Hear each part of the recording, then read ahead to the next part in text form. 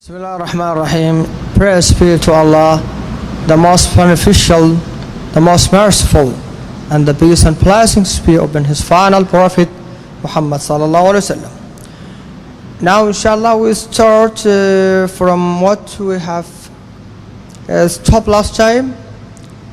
We mentioned in the book the correct belief and what opposes it, which is written by Imam Abdul Aziz ibn Baz, that this book is based on explaining and clarifying the 5 pillars of Iman, which are belief in Allah, His angels, His books, His messengers, the last day, and the divine pre-decree.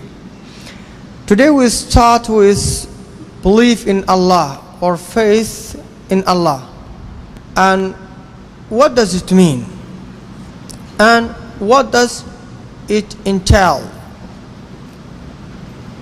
He said first, faith in Allah entails believing that He is the only true God that has right to be worshipped apart from everyone else, due to His being the Creator. Here he said that Allah is the only one true God,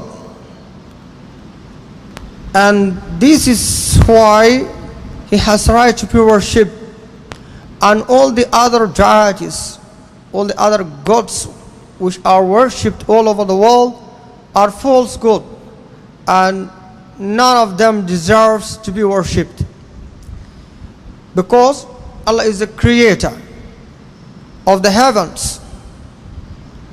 Allah is the creator of all His servants, the 2 species, jinn and ins. The one who is kind to them, the grantor of their sustenance, the all-knower of their inner and outer actions. All these things, Allah does them alone, and no one can do any one of these things. No one can know the inner and the outer actions of every human being or every creation. The one who is all able to reward those who obey Him and punish those who disobey Him. Allah created those 2 species, the jinn and the mankind, for the purpose of this worship. He says, وَمَا خَلَقْتُ الْجِنَّ وَالْإِنسَ إِلَّا لِيَعْبُدُونَ. This is chapter under the name Az-Zariyat, verse number 58. And I did not create the jinn and the mankind except to worship me, and I do not seek any provision from them, nor that they should feed me. Here we can understand that belief in Allah entails to worship Allah alone. This is because He's the creator. This is because He's the only one who looks after His creations and all of the deities that are worshipped. Some people, as we said last time, worship stones. Some others worship grave sites. You see, I mean, even they call themselves Muslims, but still they worship grave sites. They think those people or saints or the good worshippers who have died many years ago, they think that these people can be something like mediators between them and Allah. They can think that submission to these pious people or saints will get them closer to Allah. So they supplicate to them, they submit to them, they ascribe them as partners to Allah, so as to get them closer to Allah. And this is what Allah calls it shirk, or calls it disbelief. And the disbelievers who were at the time of the Prophet Muhammad ﷺ have the same thing as the people do at this time. They ascribe partners to Allah, thinking that these partners are so closer to Allah, and when they supplicate to them, when they submit to them, they get them closer to Allah. The same thing happens today.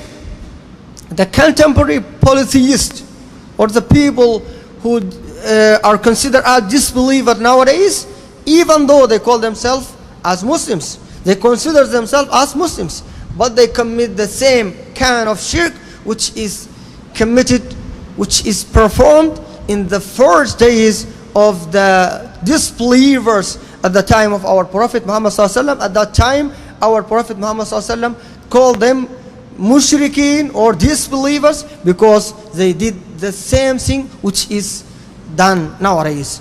So that you have to be careful about these things. Don't worship anyone beside Allah. Don't submit to anyone beside Allah. You have to single Allah out alone with all of your worship. Establishing prayers, seeking refuge, asking, doing prayers, and whatever kind of ibadah, you have to single Allah out and worship Allah alone. Never ascribe any partners to Allah. This is the most important thing. This is the most important thing in Islam. So I know that some of the preachers of Islam and call themselves du'at all over the world, many people who call themselves as du'at to Islam, preachers for Islam, they simplify this issue, thinking that it is not so important to call people to single Allah out alone with all the work. They think that it's not so important. But you have to be careful, because Allah created all of us, even jinn and ins, and all of us created us for this thing. So if you commit any shirk in ibadah, in what Allah wants you to worship Him alone, this will be a disbelief, and you will be one of the losers in the life hereafter. So I advise myself and all of the audience that you have to be careful about this.